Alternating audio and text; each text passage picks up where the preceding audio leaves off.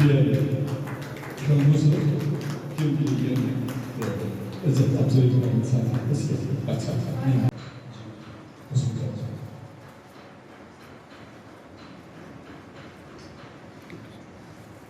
ये विशारसी सिर्फ करना हो अगर याशा के आपने बहुत सदर महफिल जनाब तारिया हताज जी नाबरा हिंदी, कश्मीरी और उर्दू में कविता करते थे और उनकी कविता का सार और विषय देशभक्ति और भारत देश की महानता थी। साथ ही वो मनुष्यता के भी बहुत हामी थे और उनकी जो कविताएं हैं उनमें हमारे समाज का प्रतिदर्पण है और वो बहुत ही एक अच्छे कवि थे। हाँ, किन्हीं वजूहात की वजह से कारणों से उनकी पुस्तक बहुत देर से प्रकाशित हुई और आज उसका विमोचन था, लेकिन गंगाधर भट्ट देहाती जैसे शायर हमारे बहुत ही जो बुज़ुर्ग शायर थे उनको याद करना हमारा कर्तव्य है, हमारा फ़र्ज़ है।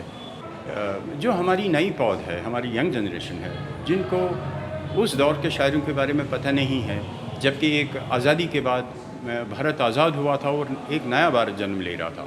उस वक्त देहाती साहब जैसे शायर नौजवान थे, छोटी उम्र के थे, तो उनके दिलों में वलवला था एक नया देश बनाने का, एक ऐसा देश जिसमें सुख हो, प्रसन्नता हो और सबके लिए शांति हो। तो ये पुस्तक अवश्य ही प्रेरणादायक होगी जो हमारी नई पौध है नौजवान।